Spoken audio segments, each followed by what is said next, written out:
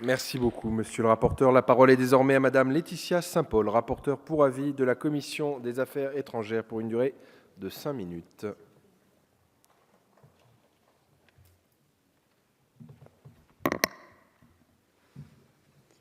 Monsieur le Président, Mesdames les ministres, Madame, Monsieur les présidents de commission, Messieurs les rapporteurs, mes chers collègues, pour la première fois depuis la fin de la guerre froide, nous sommes appelés à nous prononcer sur un projet de loi de programmation militaire qui ne prévoit ni réduction des effectifs, et bien au contraire, comme cela a été souligné, ni déflation, ni fermeture de bases militaires, ni étalement des programmes d'armement.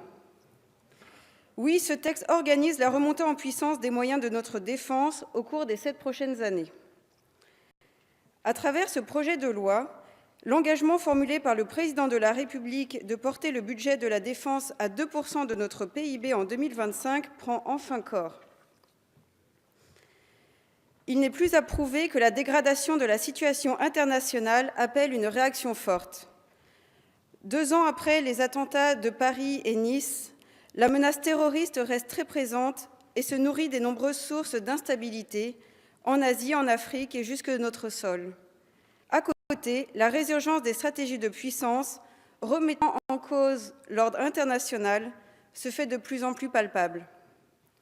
Elle se déploie dans tous les milieux, terre, air, mer, mais aussi dans l'espace et le cyberespace, qui, pour être moins visibles, n'en sont pas moins stratégiques. Aujourd'hui, la France est mise au défi. Elle est mise au défi de conserver son avance technologique face à la montée en puissance de nouveaux acteurs. Elle est mise au défi de préserver sa vocation mondiale alors qu'elle se trouve concurrencée par d'autres sur ses points d'appui traditionnels et qu'elle peine à assurer sa souveraineté maritime au sein de son immense zone économique exclusive. Elle est mise au défi de pouvoir continuer à intervenir dans les crises mondiales quand son armée est fragilisée par des engagements intensifs et des années de sous-investissement accumulés.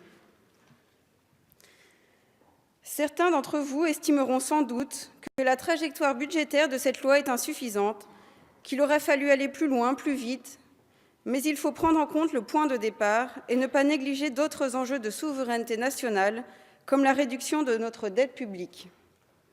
Aussi, cette remontée en puissance de nos armées se fonde sur une programmation militaire aussi responsable et engagée que possible, que nous ne pouvons que saluer. Elle s'appuie sur des ressources fiables, procède à une évaluation réaliste des coûts et s'attache à réparer les nombreuses fragilités apparues au sein de notre outil de défense, renonçant à toute ambition grandiloquente, déconnectée de la réalité.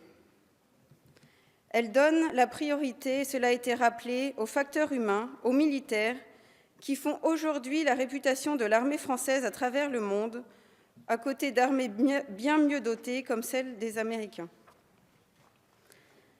Ce texte souligne le lien entre l'autonomie stratégique de la France et celle de l'Union européenne. À côté de poids lourds comme la Chine ou les États-Unis, face à des enjeux qui ne connaissent pas de frontières, la France n'a plus la taille critique pour espérer pouvoir tout faire toute seule. L'Europe partage des intérêts économiques, des intérêts de sécurité et connaît un haut degré d'intégration politique. Il semble donc naturel qu'elle s'attache à construire son autonomie stratégique. Et pourtant, c'est très très loin d'être facile, et c'est peut-être l'un des enjeux les plus forts de ce projet de loi. La coopération avec nos partenaires, en particulier européens, en est un postulat essentiel, même si elle n'en constitue pas le cœur. Des initiatives récentes ont posé les bases de cette autonomie stratégique européenne. La France se doit de les aider à mûrir. L'initiative européenne d'intervention proposée par le Président de la République pourra jouer un rôle positif en ce sens, en rapprochant les cultures stratégiques européennes. Nous devons envoyer des signaux positifs à nos partenaires et travailler ensemble. C'est d'abord sur les perceptions que se jouera l'avenir de nos coopérations, aujourd'hui essentielles pour espérer peser dans les affaires du monde. Notre action afin de soutenir une intégration européenne de défense plus poussée sera capitale. Et comme l'a dit le général de Gaulle, la géographie l'emporte toujours sur l'histoire. Ainsi, pour conclure, cette loi de programmation militaire est une loi de renouveau pour nos armées. Aussi, je vous invite, mes chers collègues, à soutenir ce texte qui doit disposer de la plus large assise possible pour préparer nos armées, pour réparer les fractures, pour nos soldats.